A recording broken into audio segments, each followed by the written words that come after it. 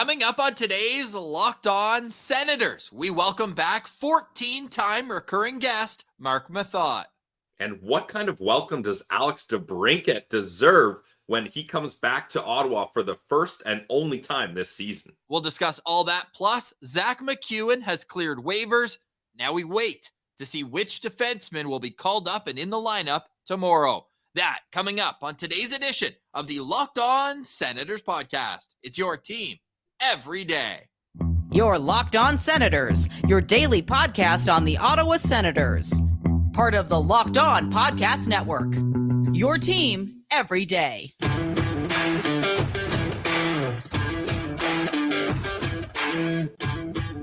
I'm Jake Sanderson, and you're listening to Locked On Senators podcast. I'm Tim Stützle, and you're listening to the Locked On Senators podcast. Welcome inside episode 899 of the Locked On Senators podcast. I'm Ross Levitan on the outskirts of enemy territory in Winnipeg, Manitoba, alongside Brandon Piller up in the Blue Mountains. You can follow Locked On Senators on social media. We're at Sens Central on Twitter, lockedon.senators on Instagram. The show is free and available on all podcast platforms, including on YouTube, where a like, a subscription, and a comment go a long way to helping the show grow. Today's comment, we want to know, what kind of reaction are you hoping Alex DeBrincat gets? And should he get a video tribute, a graphic, or just completely ignored when he steps foot on the Canadian Tire Center ice tomorrow? Today is Friday, October 20th, and Pilsy, we'll get into the storylines within the game, but this Saturday matinee is two teams that are both 3-1, Ottawa and Detroit. They've scored the exact same number of goals. They've had exact parallel starts to the season. Yeah, I mean, even if you're not a Sens fan or a Red Wings fan, this game should be of interest to all hockey fans. Like, these are two teams battling for the same spot in the Atlantic Division. As you mentioned, they've had almost identical starts and stats already leading up to this point. And then you throw in the drama of Alex DeBrincat coming back to Ottawa for the first time, and this is going to shape up to be one entertaining hockey game. There's 15 games on this Saturday in the National Hockey League slate, but only Ottawa will be on with Detroit at the same time. No other games start until 4 o'clock Eastern. This is a 1 o'clock start on Saturday. Yep. We will have the postcast after the game, but they're taking, I mean, some would say maybe they're the opening act for the day, but man, there's some great storylines within this one. And it also goes outside of these two teams because Tampa, Florida, Toronto, Buffalo have all had subpar starts to the season. So whoever wins this game is 4-1 after 5 games. And I know it's early, but I'm calling this a must-win game, Pilsy. I really do think, based on the head-to-head over the years past, Ottawa's won 9 of its last 10 against Detroit, and Cam Talbot single-handedly lost them that game on New Year's Eve, where he shot the puck right into a Detroit Red Wings player who put it in past him. But hey, it's not how, it's how many. They won that game fair and square on New Year's Eve. But Pilsy, like, what's the storyline outside of Alex DeBrincat that you're most curious to see play out on Saturday? Honestly, it might be the special teams, Ross, because Detroit's power play has been clicking. They've added some new weapons to it this season. I mean, almost everyone on their power play unit is new. When you look at DeBrincat, Petrie, Gostisbehere, like Comfer, Sprong, they've got a lot of new guys that are clicking pretty well early on. And then you look at the Ottawa Senators, bringing in additions like Chychrun, who didn't spend much time on the power play with the Sens last year, Tarasenko, Kubalik, Norris is finally back. So these power plays are some heavy hitters, and I know we said it for a couple of different times, but the discipline in this game when emotions run hot and not giving your opponent an easy opportunity to have the man advantage could end up playing a big role in this game. For me, it's going to be who fills in for Artem Zub and how does the D-core shake out with the Ottawa Senators being able to roll all 3 pairs over the last 3 home games because they got out to early leads and were able to never look back. I mentioned with Marc Methot coming up in just a little while, the ice time for Jake Sanderson, I think, is going to go way up from the around 20 minutes that he's played over the last 3 games. But how is everything going to shake out on the blue line? We're still awaiting the call up. We know Zack MacEwan has cleared waivers and has been sent down to Belleville, but the reciprocal move of a defenseman coming up, and they can't pick just anyone. Tyler Clevin cannot be called up. and Nicholas Matin-Palo cannot be called up because they're making more than $830,000. So the options, I think it's going to be Max Gannett, and we don't have to get into too much because by the time people are listening, maybe it's happened. Max Gannett or Jacob Bernard-Docker. Bernard-Docker, it should be noted, does not need to clear waivers. If they call him up for this game, then send him back down. There's a 30-day grace period after a player clears waivers where they can go up and down as many times as possible. So is it, looking, and this is the number one reason why you'd bring up JBD, but if it's a trade partner and a team wants to see him play, maybe you put him up on the pedestal, but Max Gannett was the final cut on the back end. So if a player comes up, I know they'll probably only play 10 or 12 minutes, but I'm curious to see how DJ Smith is going to alternate things because I don't know if I'm going to see, or I don't know if Sens fans would be too confident seeing a Brandstrom-Gannett pairing too much. It might be a situation where they roll in with the Shabbat, Chikrin, Sandersons of the world, and they just kind of fill in as they go along like that. Yeah, I think the top four is going to be relied upon big time, either no matter who they decide to bring up, Ross. So it's going to be interesting to see how this all plays out. And I have no issue with seeing Jake Sanderson on the ice more often than not. Me neither. Give him all the ice time. And remember, the Detroit Red Wings passed on Jake Sanderson to take Lucas Raymond 4th overall in the 2020 NHL draft. Saw a great stat from Big Head Hockey yesterday. The Senators 2020 draft class right now has 14 combined points.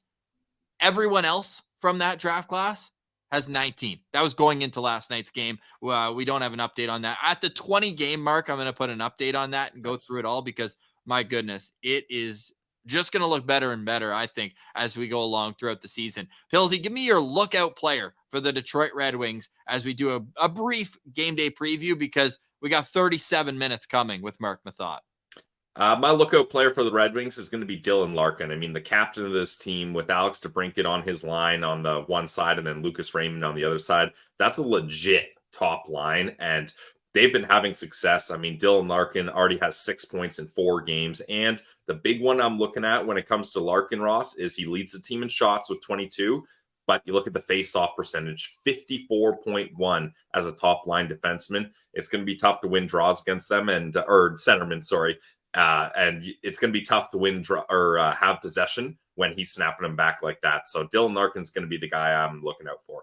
He's already taken 74 faceoffs this year, too. So he gets a lot. And with that percentage, yeah. It's a lot of work in the dot. Joe Veleno, good faceoff guy as well, up at 62%. He's taken 37 draws. And this Austin Charnick guy set up a great DeBrincat goal in the last game where Detroit beat Pittsburgh.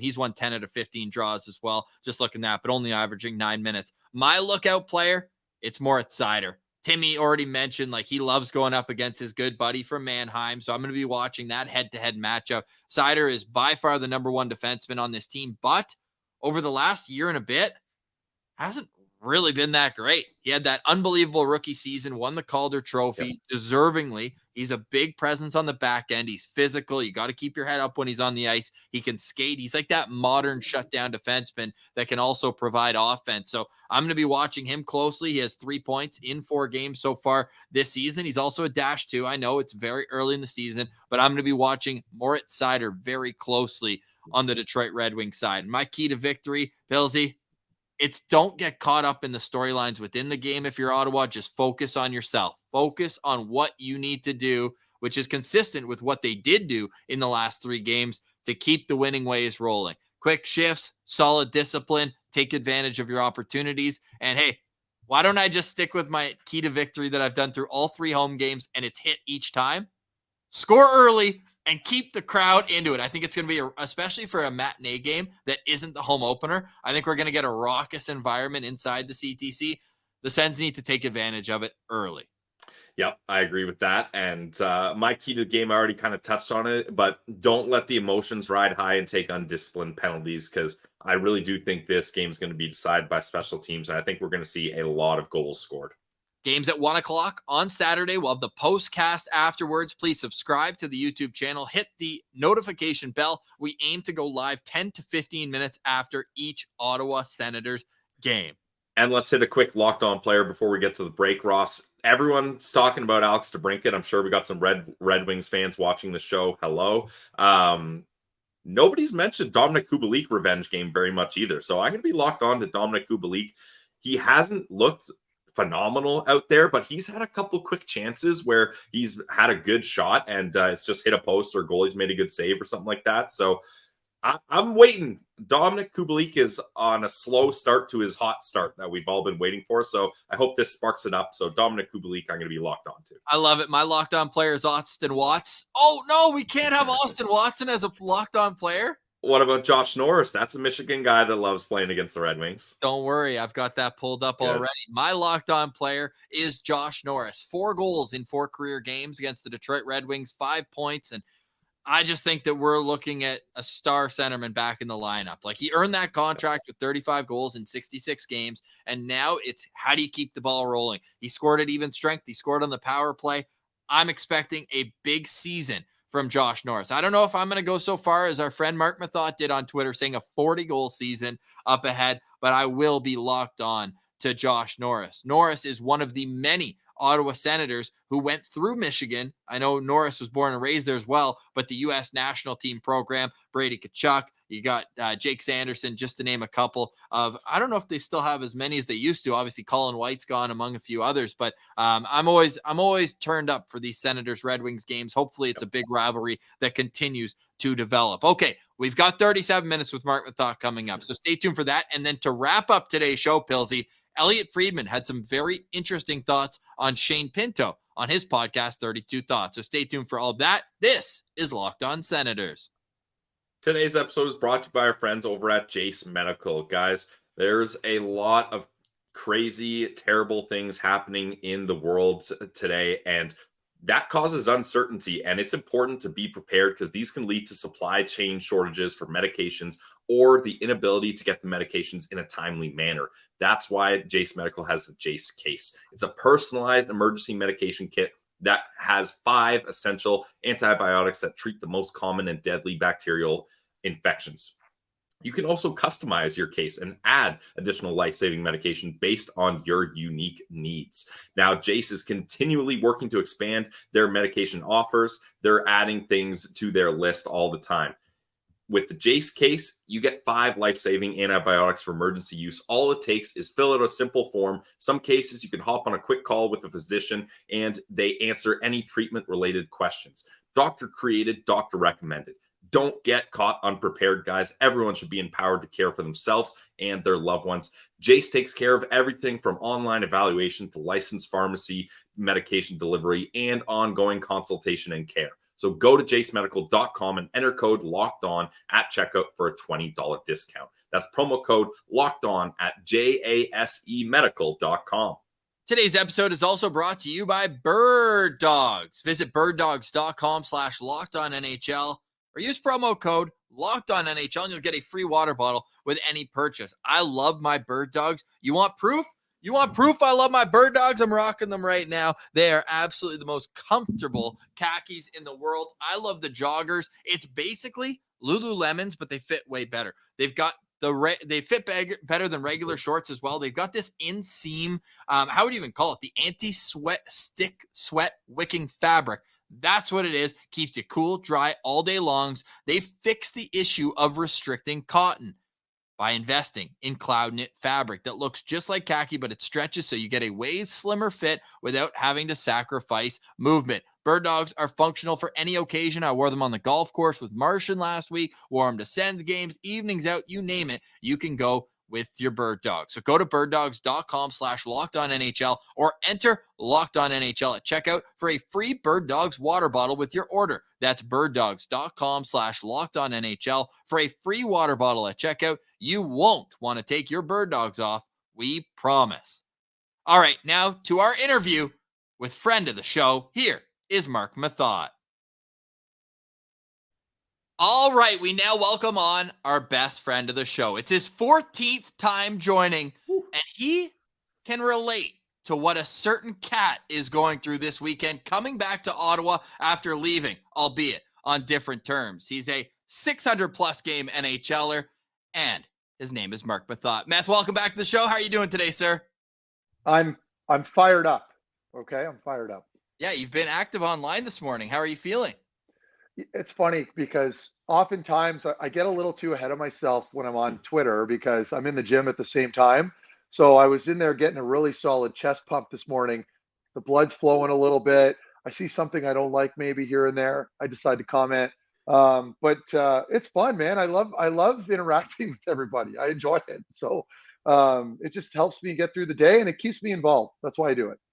Well, Ross mentioned it off the top. You've experienced coming back to Ottawa after leaving, and Alex DeBrincat is going through that same thing. Different circumstances, obviously. So let's just get this started, Meth. Like, what side of the argument? I think everybody knows, especially if you follow on Twitter. But when a guy comes back, fans are entitled to do what they want. They can cheer, they can boo, they can do whatever. Are fans entitled to boo Alex DeBrincat from your standpoint? Okay.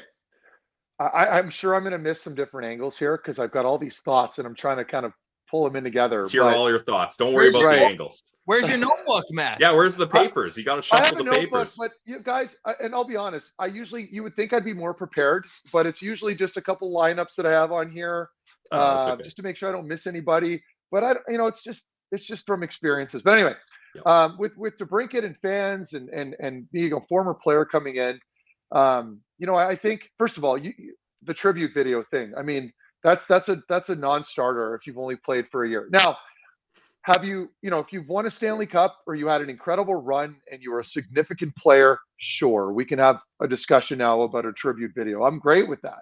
But when you play a year, and he was probably still a well-liked individual in the room, he's a good guy, but the team did not make the playoffs. Why are we even discussing this? And again, if the team does it, great. It's the team's, they're classy and they're doing what they want. They're trying to take the classy approach. So if they do, honor them with some sort of tribute video, okay. But I don't think it's necessary. And in this particular case, I can understand the angle of, let's not take this personally. He put his family first.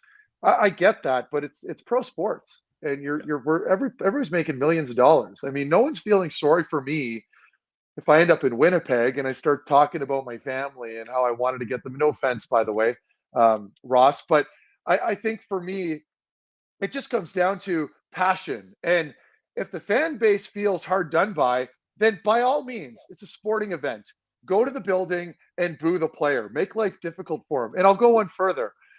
He's the leading point scorer on a team that we're arguably going to be, rivaled with, right, over the next couple seasons. I mean, both these teams are sort of coming out of a rebuild around the same time. You could argue that a little bit, but at the end of the day, it's like, this is a team that you're going to be fighting with. You're probably going to face at some point. So, don't make this some warm welcome where you roll out the carpet, give him a bouquet of flowers and thank him for his time spent in Ottawa. What are we doing? I want them to be on him every shift, and I want them to make life absolutely miserable for the player. I would say the same thing about myself, coming back if I was on a new team and it was the Toronto Maple Leafs or the Montreal Canadiens and I was coming back in Ottawa. I'm not saying I'd want to be booed, but I think the team, specifically the players, should make my life difficult. And I'm just saying all this because I think if the fans are passionate and start booing them a little bit or make his life a little bit miserable, I think that has a cascading effect on the players for the Ottawa Senators, right? It's like green light. Nobody likes him right now. Let's not let him score tonight. Let's get in his grill, make life hard for him. So I know I'm passionate about this. I just think it's good to have the fan base involved. I'm sick of, Ottawa being a boring place to play. I'm not suggesting they ever were per se. We know how lively it can get in the playoffs. I loved every minute playing here, but I mean, let's get everybody fired up now. Let's get them behind the group. Let's get them booing a little bit. I love it. Well, you think of some notable kind of villains that come back, and Danny Heatley's first game, I believe it was, or maybe his second, because I think it was with Minnesota. Chris Neal just laid him out by the bench, and I mean, that probably got more of an ovation than a goal that night. It was just, he had a target on his back, and somebody's got to go out there. I'm not saying it hurt him, but I'm just saying finish your checks hard and make sure that people know that the Detroit Red Wings aren't welcome at the CTC. Agreed. And I'll just add one last point to that. Like we're talking about Heatley right now, a player that they obviously had to move, but I mean, DeBrincat's comments did not do him any favors. We can't forget this. I mean, and now the backtracking, man, him backtracking saying I never asked for a trade. Come on, dude. But that's my problem. It's like, so this is where why I chimed in. It's like, just own it. You didn't want to play here. That's fine. Be the heel when you come into town. You know, it's entertainment. Hockey is entertainment. It's like any other sport. This adds that element, right? So again, I'll say this one last time.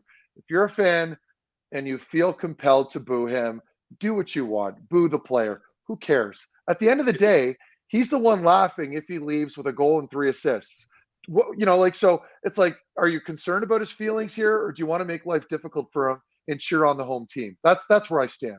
I feel like both sides need to fully break the connection. Like, Sens fans need to be like, we don't care that he used to be here and now he's in Detroit. We hate the guy. And he needs to be like, well, I got what I wanted. I got a nice new contract. I'm going home to Detroit. I'm exactly lighting it up on a top line with great players over there. Yeah. So why does he need to worry about it either? Now, I've kind of wrestled with this from different angles as a fan, Meth, and you can chime into my little rant here whenever you want. But when the Ottawa Senators acquired Alex DeBrincat, I think everybody knew it was a luxury and it was a gamble, right? Like, this is a team that had struggled, and they're like, we have a chance to acquire a 40 goal scorer in their prime. That's an RFA. So if you're Pierre Dorion, you fans have to expect him to get into the mix on that trade call. He gets in the trade call. He gets a deal he likes, pulls the trigger. All right, we got 1 year to convince this guy that this is a core, this is a culture that he's going to see and experience firsthand, and he's going to want to stay.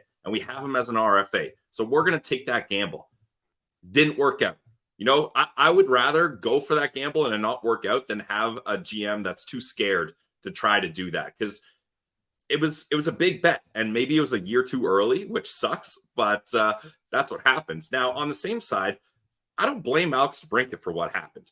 He got traded here. He didn't choose to come here. He never had bold statements like, I love this team. I'm going to be here for a long time. We're working on a deal. Nothing like that. He's always like, look, I'm going to see how it goes. And everyone kind of knew he's got a new family. He probably wants to be in the States. So that's fine. I'm fine with that. So why? So on that point, Pilsy, I'm asking you. Yeah. Because you have a new family, why? Like, because I had a new family in Texas. Okay. Why does it matter if you're in Canada or in the U.S.? Is that, to me, that's just another excuse. And I think that's something you'd have to ask Alex DeBrincat and his wife, right? Like, for me, I've never been in that situation, so I'm not sure. Especially, you're making good money, you should be able to have a good lifestyle wherever you live. And Ottawa is a great place to live. I mean, just ask Ross Levitan if he likes being there; he'll tell you pretty quickly. But the thing is with Alex DeBrincat, like, I was on the side, like, I'm not booing this guy. It's not his fault. Like, whatever. Sure. But then when he comes out with those comments being like, yeah, I don't know, it was maybe I was lazy or whatever you want to call it.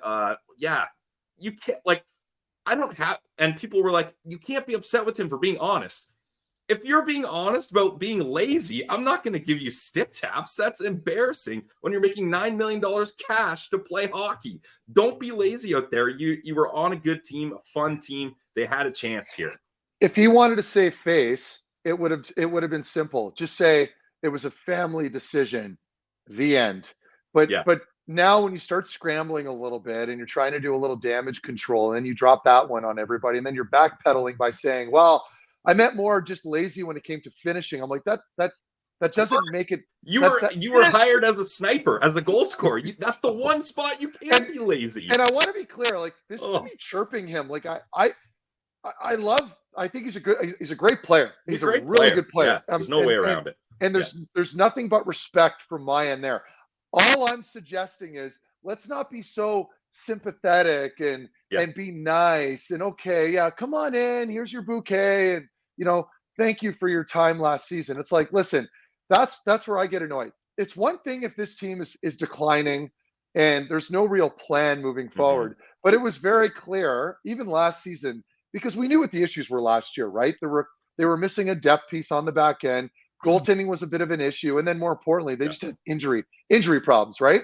But you knew that the team was trending in the right direction. And there was always chatter about everyone loving the coach and the group just having a ton of chemistry. Like, it was a really tightly knit group. So that would be my last point. It's like, the table was set moving forward. So you can't use that excuse. I think it just came down to him just wanting to go home. That's fine. But that's also an indictment towards the team and the city. This wasn't good enough for him. We need to understand that that's the message that was conveyed back here. This wasn't good enough for Alex DeBrincat. I wish that he played the full heel. It's like, you guys couldn't even freeze the canal last year. Your shawarma sucked. Yeah, that's what I'm saying. Like, why is he backpedaling? He should just lean into it and be like, Anyway. I hated Ottawa. I didn't want to be there. Like, I don't know, just him trying to play the middle and be like, oh, I never asked for a trade, guys. Like, come on, it's not my fault. Like, I don't know. And from a production standpoint, and I think this goes to the not bearing down, the Senators were 21-2 when he scored a goal last year.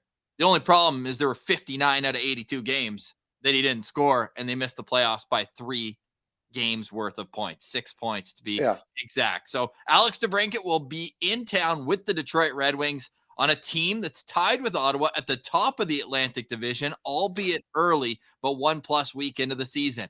Enough about the Cat. Let's talk about the Dogs on the Ottawa Senators, what's made them successful at the start of the season, and what they need to do to continue on this winning way. That's all next. You're listening to Locked On Senators. Today's episode is brought to you by our friends over at Sleeper. Guys, the Ottawa Senators are trending in the right direction. Everybody other than Alex DeBrincat knows it, and you can win big if you bet on them on the Sleeper app. Play daily fantasy, and you can win 100 times your money. There's so many different possibilities for this season, so get in on the action on Sleeper. As the daily fantasy app of the Locked On NHL Network, Sleeper is our top choice for fantasy sports, especially when it comes to puck. So with Sleeper, you can win 100 times your cash in daily fantasy hockey. There's so many good players you can choose from around the league.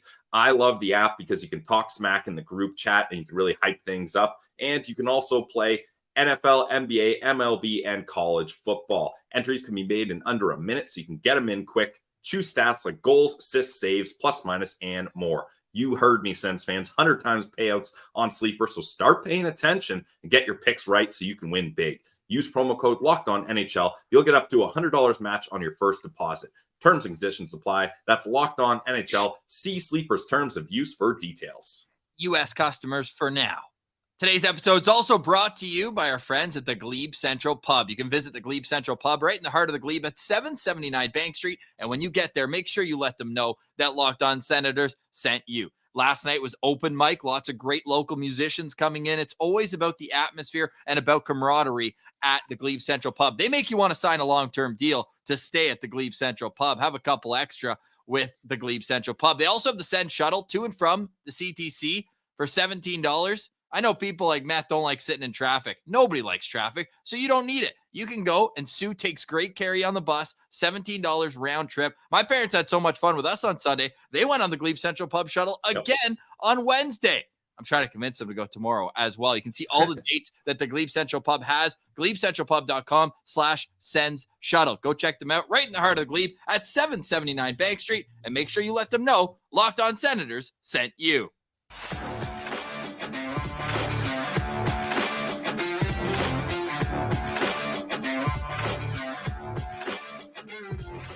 All right, Pilsy and Meth. Meth, how would you grade those ad reads? Decent? You guys are pros now. It's impressive. We've done a couple of them. Let's just say that.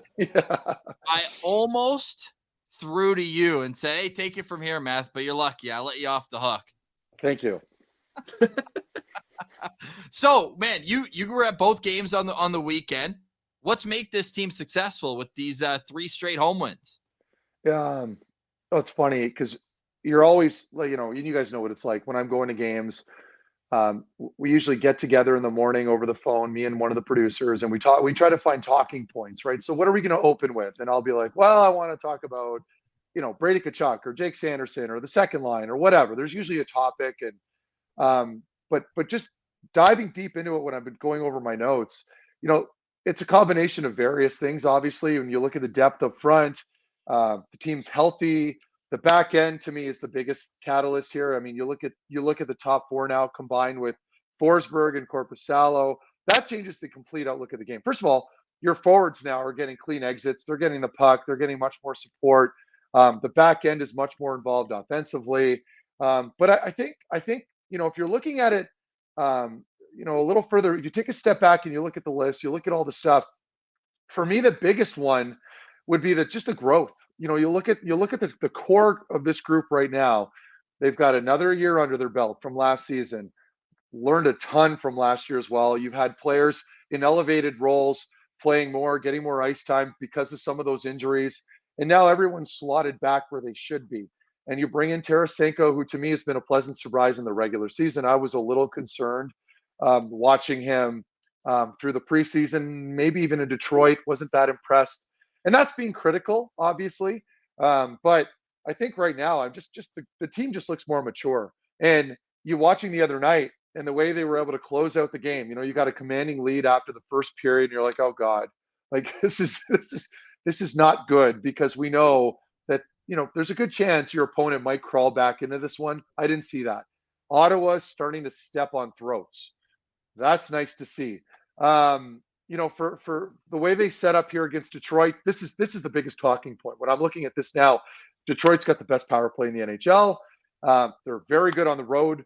I think they've got 4 power play goals on the road. Between DeBrincat, Larkin, and Perron, they've got a really good first unit. You got Sider on the back end. You've got a combination of Sherratt and I believe Petrie on the right side there on that second pairing. They've got a really nice combination now when I look at this lineup of youth, veterans, and a lot of, but the youth is driving the bus a lot like the Ottawa Senators. They're so comparable. And they've got some size on their fourth line. I mean, between Costin, Fisher, they've got some big units that are 215-pound plus forwards on those wings. So, this is going to be a big test for them. And now I'm concerned. This is what pisses me off. And you guys can touch on this. No Zub for tomorrow. Yeah. So now you've already got a bit of an excuse that's teed up depending on how the game goes. I don't like that. Especially after the way they played last year and all the issues they were having with staying healthy. I don't like it, but we'll see. I know it's one guy, but one guy, particularly in your top 4 on the back end, makes a big difference. So I think for me, if you're looking at this group right now and you're looking at this game as a whole, you have to take advantage of Detroit's back end as far as some of the guys they have. Get the puck in behind them, make them skate, get them tired.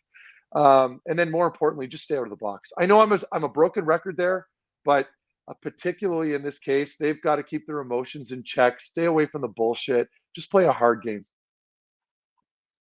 Now, let's just tackle the Zub situation. I don't need you to say who you want to get called up from Belleville or anything like that. Is this as simple a solution as just moving Hamonic up to take Zub's spot to play with Sanderson, since those guys have so much experience, they played well together? Or do you think there's got to be more movement with this decor without Zub here? Like, are you thinking breaking up Shabbat and Chikrin or anything like that? Or what's the right move for you, Matt? I think you just fill in for Zub. You move Hammer up on that second pairing. I don't think you have a choice. I mean, you just nailed it there, Pilsy. They have tons of experience playing together as it is. Is Travis Hamonic on the same level as Artem Zub? Obviously not. I'm sure Hamonic would admit to that as well. But if he plays a pretty simple game and makes sure that he's got his own end tidied up, just feed Sandy the puck. Like a lot like when I played with Eric. If there was an opportunity to feed your partner the puck, just move it to him. You don't want to be predictable and always go to him. But at this point, I mean, Sandy's on fire. Give him the pill. Let him make plays with it. Defend him. Get in behind him when he jumps up. As far as who gets called up, I mean, they're limited, right, because of the cap. So there's certain guys you can't even bring up. Like you can't even look at Clevin right now. So and more importantly, you need either you bring up a right-hand shot or, and I've been saying this. I was talking to some of the dads this morning on my kids' skate. I think what you do is you just insulate that back end. Brandstrom, I haven't been a fan of that much the last couple games. I think he struggled a little bit. So maybe you limit that third pairing to 7, 8, 9 minutes, and you just go heavy on your top 4. And hopefully that buys time for Artem Zub to come back for the next game on Tuesday against Buffalo. I don't know how you guys feel about it. Well, definitely. I mean, you look at the game log, and I know they were up in all these games, which has been great to see as well. We were talking like not only are they stepping on throats afterwards, but they're getting off to leads in the first 10 minutes and just not looking back. So you're able to swing all 4 lines. But in the 3 home games, Jake Sanderson's played 1959, 1925, and a shade over 20 minutes. Like, I think he's probably got 5 extra minutes he can, slurp up just himself. So totally. How would you describe to people who can't be at all the games how elite Jake Sanderson is? Because even watching him on TV, I don't think you get the full experience. Like watching him last night, he is so elite at closing gaps and making sure that he's back in the play. Always the first back checker. He's ridiculous. He might be on the same level as Stützle in terms of overall talent. Yeah, I mean, what do you say? He does everything right. Crazy. He does everything right. And anybody can come on here and act like an analyst and try to break down his game. But for That's me, what we're asking you to do, Meth, is act like an analyst and break down his game. It's like the secret's out. He's good at everything, and I think there we go. Skating is obviously his bread and butter, but he's not just a skater. I mean, he's got an incredible shot. I don't know what happened over the summer. I know he had a little bit of it last year. We saw glimpses, but he's got a cannon. And then I think for me, when I'm watching him live, it's his ability to do pretty much what you see from above. You know what? Like when you watch the ice from the press box and you can see the play develop, you can kind of see trends and things develop and happen before maybe the players can.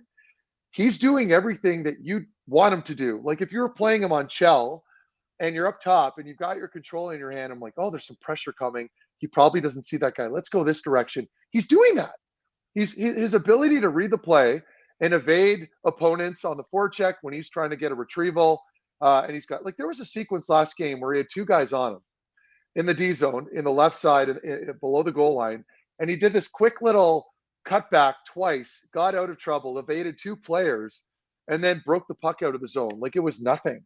That's when I wrote that tweet about him. It was 5 minutes into the game, and I was fawning over his play because he made that incredible move. And it wasn't on the offensive side. It was just a subtle little play in his own end.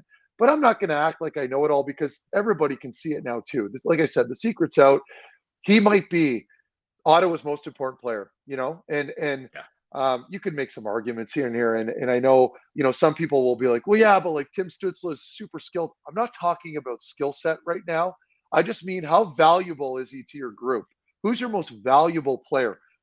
What player can you take out that makes your group suffer the most, right? And I would say that's probably Jake Sanderson. Without him in there, it certainly hurts the group. And again, I know that's open for debate. I respect it. Brady's obviously a big part of it.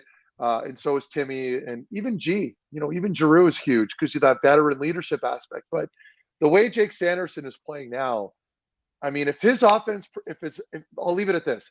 If Sanderson's offensive contributions take a step forward here and he can start putting up some points, he'll be in the discussion for the Norris Trophy. It might not be this season, but it's without a doubt there over the next 2 or 3 years. Matt, we always like to have fun with what we call on pace season, the first 10 games. You just make sweeping accusations. After 4 games, guys projected to get 80 goals. Yeah, that's why I stay away from that. Jake Sanderson's second in the NHL in points by a defenseman now, as we're talking. Only Brady Shea with the Carolina Hurricanes has more. I got a kind of a funny parallel, and we've got Detroit coming into Ottawa tomorrow. By the way, it'll be Jake Sanderson's 82nd NHL game, so a full season under his belt. 1 season under his belt for Jake Sanderson at tomorrow's game. Both Detroit and Ottawa start with a loss to a top Metro team, Carolina, New Jersey. They both beat Tampa, and they both dominate a bottom-feeding Metro team, Philly and Columbus. Not only that, they both beat up on an over-the-hill contender, Washington and Pittsburgh. They both have 19 goals, and they're both 3-1. How much stock, Meth, are you putting into tomorrow's game? Is it just another early season game, or is there something more to it? And for reference, Ross called this a must-win game. Correct. You know what? I think it's good to put pressure on this team now. I think you're right in saying that it's a must-win game. Why not approach it that way? Because we know how important now. You're looking at the movement. Just if you take a step back and you look, let's say you look at the Atlantic, and you look at the movement right now. If you're Ottawa, you're Brady, or anybody in a leadership position, you're paying attention to the standings. There's an opportunity here. Look at the teams that are struggling. Toronto, Buffalo, they're all below right now. Tampa, Florida. The table's set. And again, I know it's early, but there's so much opportunity here, and that's got to juice you up. If you're playing for the Sens or even Detroit, how fired up are you? Knowing, okay, maybe these teams aren't quite as good as we all thought they were, and we've been respecting them a little too much. This is our time. This is our time now. And I think that's where Ottawa's got to kind of come over that hump where, you're looking out a little too far ahead at some of these groups and thinking, oh man, Washington, they've got Ovechkin and Tom Wilson and Backstrom or whoever. You got to understand, and this is my bigger point. Today's NHL, I had this conversation with Derek Brassard yesterday. Nice. Today's NHL is a young man's game. It just is. Like gone are the days where like your 30-year-old vets are leading your team in goals or in points. Like these are young players now that are dragging along these teams. If you look at teams like Jersey, Detroit, Ottawa, Vegas is an outlier, of course. I still think that's a nasty team. I'm not even looking at that group right now. But this is a young man's game now in the NHL. It's about speed. It's about skill. And Ottawa has all these ingredients, and they're sprinkled in with some fantastic veteran leadership. So I think for Ottawa right now, absolutely. You look tomorrow, you got to make work of this game. You got to send a message to Detroit. We're the better team. We're going to impose our will on you guys. Physically, we can do that. I think they're a slightly bigger group. They can be a little bit more physical, but staying out of the box, being hard to play against around Detroit's net front. That's their bread and butter. And I think if they can stay out of the box, they're going to do it. I think we're going to be pleasantly surprised. A must-win game. Marc Methot calling it there. Ottawa, by the way, has won 9 of its last 10 games against Detroit. I'm just going to throw that out there as well. I got a couple more questions, but first, it begs a follow-up. How's Brass doing? How's the recovery? That was an awful injury. We saw him end his season last year. He's doing good. He's a dad now. He had his boy. It's been a few months, obviously, now since the birth, but he's doing great. I know they bought a place about a couple years ago now, right outside of Montreal in the St. Lawrence. So he's got a beautiful home out there, and nice. I know he's been doing a lot of rehab. So he's coming and going. I know he's been contemplating on coming back for a couple of days just to watch a game maybe and hang around for a little bit. But again, and I've said this before, and this isn't from him. He might not even want this. That's a hire right there for the team. Yeah. I mean, he's sitting around right now watching hockey like the nerd that he is every night, game after game. He's your Jason Spezza that's unemployed at the moment. This is a perfect guy to bring in. And I say this because he's got a pulse on the league. He's a warm body, as we like to say, when you retire. Drake Batherson's still wearing his Brassard 1,000 games t-shirt. I know. But it's not just about like his relationship with the players. He's the kind of guy that can help out as far as making decisions. Is there a player that you're looking at on another team that you're thinking of acquiring in a trade or whatever? I mean, he's so knowledgeable, and you could pick his brain about just about anybody around the NHL, and he can give you a full breakdown. So again, I'm not getting paid to endorse Brass. He's just a friend of mine. We all want NHL jobs. I was offered one in the summer. I had to turn it down, not with the Sens. But it's just, the situation has to be right. Everybody wants to work in their backyard. For Brass, it would be a match made in heaven for the team, in my opinion. He has a lot to contribute. And the Sens are doing such a good job bringing back alumni. I think if they were to look at a guy like Brass, that would be perfect timing to try to tap into and give a bigger nod to the Francophone Sens fans. Wouldn't he be the perfect guy to kind of be the face of that? He's been back to Ottawa as a Senator. He's played here for 2 different terms. So I think that would be an awesome hire, and I'd love that. He's your French connection. He's the guy. Exactly. And he's from Gatineau. I mean, It's just, to me, it's perfect. It lines up very well. Andlauer's even emphasizing the Ottawa Gatineau. How many times? He referenced it a bunch of times, including Gatineau. Yeah. He's mentioned it a ton, so we know, and which is nice. It's refreshing to hear that, though, isn't it? Yeah. I mean, there's a completely, I shouldn't say it's untapped, because I know the team has made efforts in the past occasionally to try to, create a more of a relationship there, but that's an area that Ottawa could take advantage of. I think that happens more if the team builds downtown. Yeah. I'm sort of on the fence. I mean, I'm building a home west of the building, so I would like it to stay in Canada now. I pivoted my stance on the building. Selfishly, I want it there, but I can understand the value in having it down there. You're looking at the East End, Orleans, you're looking at Gatineau, the Quebec side. But anyway, that's another conversation. Derek Brassard would be a great addition to the team, for sure. No doubt, man. How about Korpisalo been a good addition to the team? And my final question for you today, Matt, as a defenseman, does it matter who's behind you in net?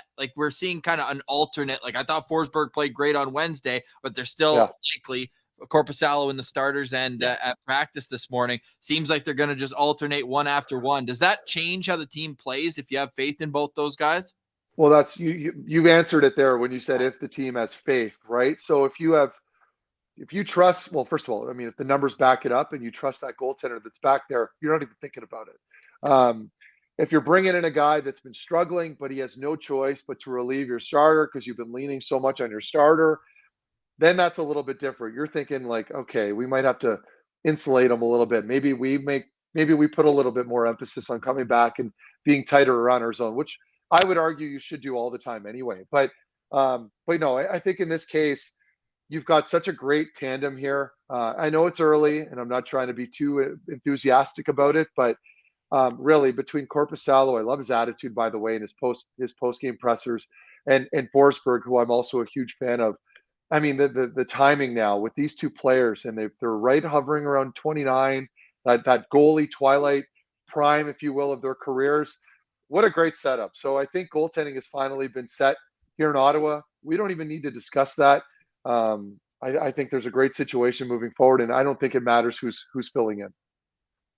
Now, last question for me, Meth. Ross talked about the guys behind the defensemen here. I want to focus on how the defense has really kind of, at least from my vantage point, had a much greater focus on providing offense this year. Like, you're seeing Jake Sanderson. I mean, he's the leader of it. He's coming in and he's taking those big shots. He's gliding in closer to that home plate area rather than just taking a safer shot from back closer to the point. Artem Zub got in the mix with a goal. Jacob Chikrin, that's a guy that's going to provide offense. He gets 2 goals in the home opener.